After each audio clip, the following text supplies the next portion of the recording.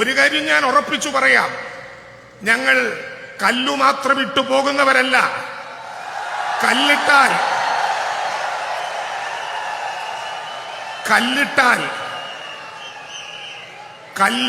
കല്ലിൽ കല്ല് വയ്ക്കും, കല്ലിന്റെ മീതെ കല്ല് കെട്ടും, അതൊരു വീടാകും.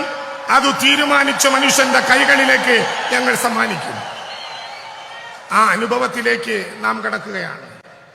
178 ഭവനങ്ങളല്ല, 178 മനുഷ്യ ജീവിതങ്ങൾ.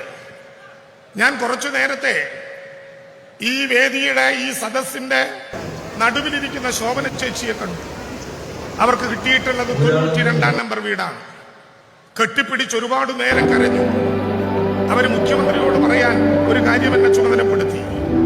എനിക്ക് മരണപ്പെട്ടുപോയ മകളായി ഇനി ഞാൻ ഈ 92 നമ്പർ വീടിനെ കാണും, സ്വന്തമായി നഷ്ടപ്പെട്ട ഒരു മകൾക്കു പകരമായി എന്ന് ശോഭന ചേച്ചി പറഞ്ഞപ്പോ കയ്യിൽ നിന്ന് മനുഷ്യൻ നഷ്ടപ്പെടുക എങ്ങനെയാണെന്ന് നമുക്ക് ബോധ്യപ്പെടാവുന്ന അനുഭവമുണ്ടായി. എങ്ങനെ ഈ വിജയഗാഥ കേരളത്തിന് തീർക്കാനായി?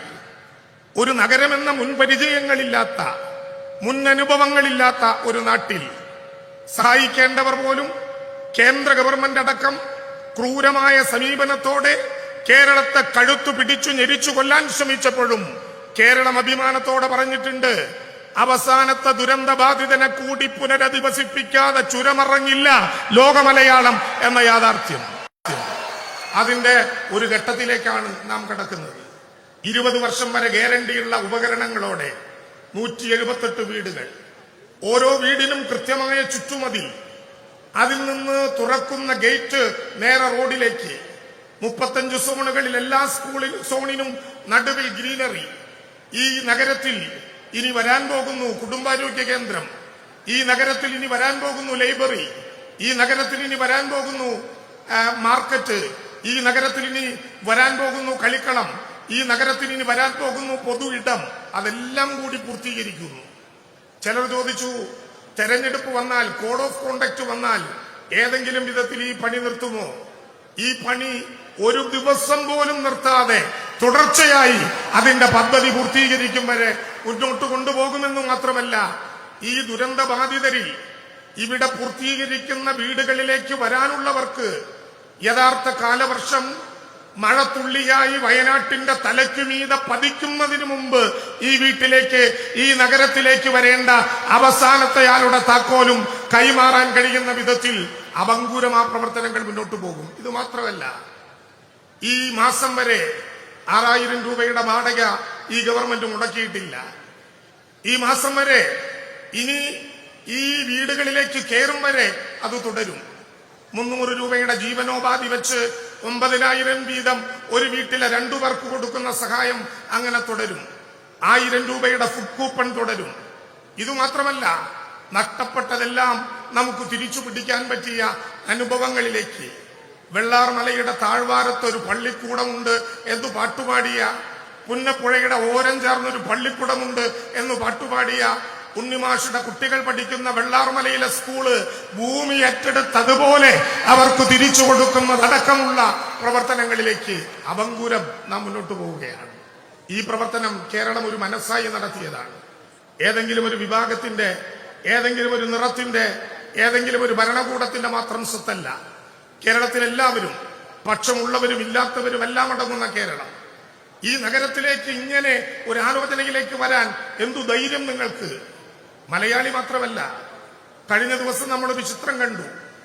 ആവന്തിക ഈ കൂട്ടത്തിലുണ്ടാകും എന്ന് ഞാൻ കരുതുന്നു. ആവന്തിക അവളുടെ വീടിന്റെ കൂപ്പൺ എടുത്ത് അത് നേരെ ജില്ലാ കളക്ടർക്ക് നേരെ തിരിച്ചു കാണിച്ചു അഭിമാനത്തോടെ. ഞങ്ങൾ അവസാനം അവതരിപ്പിച്ച നാറ്റിവിറ്റി കാർഡ് അനുസരിച്ച് ജില്ലാ കളക്ടർക്ക് നാറ്റിവിറ്റി കാർഡ് കൊടുക്കാൻ പറ്റൂല. ജില്ലാ കളക്ടർ കേരളീയനല്ല. പക്ഷേ ആവന്തിക ആ ടോക്കൺ എടുത്ത് കളക്ടറെ കാണിച്ചപ്പോ കേരളത്തിലെ കേഡറായതുകൊണ്ട് കേരളത്തിലോടൊപ്പം വന്ന വയനാട്ടിലെ ജില്ലാ കളക്ടർ മേഘശ്രീ IAS പിടിച്ചു നിൽക്കാനാകാതെ വിതുമ്പി.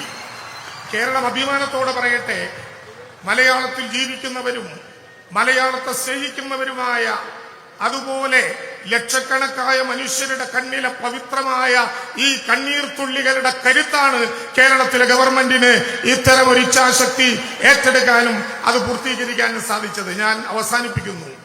പുഞ്ചിരിമറ്റത്ത് 1750 അടി മുകളിൽ പൊട്ടിയ ഒറ്റ ഉരുളിലാണ് 298 പേരെ നമുക്ക് നഷ്ടപ്പെട്ടത്. പുഞ്ചിരിമറ്റത്ത് ഉയരത്തിൽ പൊട്ടിയ ഉരുളിൽ നിന്ന് തിരിച്ചു വന്ന മനുഷ്യർക്ക് പുഞ്ചിരി തൂകാൻ പറ്റുന്ന ഒരു മുറ്റമുണ്ടാക്കി കൊടുക്കാൻ പറ്റി എന്ന ആത്മവിശ്വാസത്തോടെയാണ് ഈ ഗവൺമെന്റ് ഈ വീടുകൾ പൊതുസമൂഹത്തിന്റെ മുമ്പാകെ സമർപ്പിക്കുന്നത്. ആത്മാഭിമാനത്തോടെ എല്ലാ ഘട്ടങ്ങളിലും. ജൂലൈ 30 രാവിലെ പുലർച്ചെ 3:50 ബഹുമാനപ്പെട്ട മുഖ്യമന്ത്രി ഫോണിൽ എന്നെ വിളിക്കുന്നത്. എന്നെ മാത്രമല്ല, ഈ ഇരിക്കുന്നതിൽ പലരെയും. പുലർച്ചെ 3:50 ഉരുളുപൊട്ടി മിനിറ്റുകൾക്കകം കേരളത്തിന്റെ മുഖ്യമന്ത്രി എഴുന്നേറ്റിരുന്ന പ്രവർത്തനങ്ങൾക്ക് നേതൃത്വം നൽകി. കൂട്ടിച്ചേർക്കാവുന്ന എല്ലാവരെയും കൂട്ടിച്ചേർത്തു, ഒപ്പം നിർത്താവുന്ന എല്ലാവരെയും ഒപ്പം നിർത്തി. മനുഷ്യനായി മണ്ണിൽ ജീവിച്ചവന്റെ വികാരങ്ങൾ പൂർണ്ണമായി ഇതിനോടൊപ്പം ഉണ്ടായി. ഞങ്ങൾ പറഞ്ഞു, ഈ നഗരത്തിലേക്ക് സംഭാവന ചെയ്ത എല്ലാവരുടെയും പേരുകൾ ഓരോ വീടിന്റെയും മുമ്പിൽ പ്രദർശിപ്പിക്കുകയല്ല, ഇവിടെ വെക്കുന്ന ഒരു പുതുശിലയിൽ അവരുടെ എല്ലാം പേരുണ്ടാകും. കാരണം ഓരോന്നും ഓരോ പ്രദേശത്തിനായി വിട്ടുകൊടുക്കാനാകാത്തത് കൊണ്ട് ഈ നഗരം, കേരളത്തിന്റെ സ്വന്തമായ നഗരം, അതുണ്ടാക്കുന്നതിൽ ഏറ്റവും പ്രധാനപ്പെട്ട പങ്കുവഹിച്ച് ഓരോ ഘട്ടത്തിലും കേരളത്തിൽ കടമേറ്റെടുക്കാൻ കേന്ദ്രം ഗവൺമെന്റ് ഒരു നിയമത്തിലൂടെ അവസരമുണ്ടായിട്ടും ആ നിയമം കേരളത്തിന് വേണ്ടി ഉപയോഗിക്കാൻ സാധ്യമല്ലെന്ന് പ്രഖ്യാപിച്ചുകൊണ്ട് ആ സെക്ഷൻ എടുത്തു കളയുന്ന കഠിനമായ നടപടി കേന്ദ്ര ഗവൺമെന്റ് എടുത്തപ്പോ ആ ദുരന്തബാധിതരായിട്ടുള്ള മുഴുവൻ മനുഷ്യരുടെയും കടമേറ്റെടുക്കാൻ ഈ ഗവൺമെന്റ് ചങ്കൂറ്റം കാണിച്ചതുപോലെ ലോകത്തൊരു പുതിയ അനുഭവമായി ദുരന്തബാധിതരായിട്ടുള്ള 126 കട ഉടമകൾക്കും 83 സംരംഭകർക്കും ആവശ്യമായ നഷ്ടപരിഹാരം കൊടുത്തതടക്കം ഈ മണ്ണിലെ ഓരോ പുൽക്കൊടിക്കും അറിയാവുന്ന വിധത്തിൽ ദുരന്ത നിവാരണ പ്രക്രിയയ്ക്ക് കേരളത്തിനാകെ നേതൃത്വം നൽകിയ ബഹുമാനപ്പെട്ട മുഖ്യമന്ത്രി, വിത്തെറിഞ്ഞയാൾ തന്നെ കൊയ്യണം എന്നാണ് പണ്ട് ഒരു പൊതു നിയമം. മുഖ്യമന്ത്രി തന്നെ തറക്കല്ലിട്ടു. മുഖ്യമന്ത്രി തന്നെ ഔപചാരികമായി ഈ വീടുകൾ നാടിന് സമർപ്പിക്കുന്നു. യഥാർത്ഥത്തിൽ ഉയരുന്നത് കേരളം മുഖ്യമന്ത്രിയുടെയോ ഗവൺമെന്റിന്റെയോ യശസ്സല്ല. മൂക്ക് താഴോട്ട് നീണ്ട 3.25 കോടി വരുന്ന മലയാളി ലോകത്തിന്റെ മുമ്പിൽ ആത്മാഭിമാനത്തോടെ തല ഉയർത്തിപ്പിടിച്ചു നിൽക്കുന്ന ഈ അഭിമാന നിമിഷം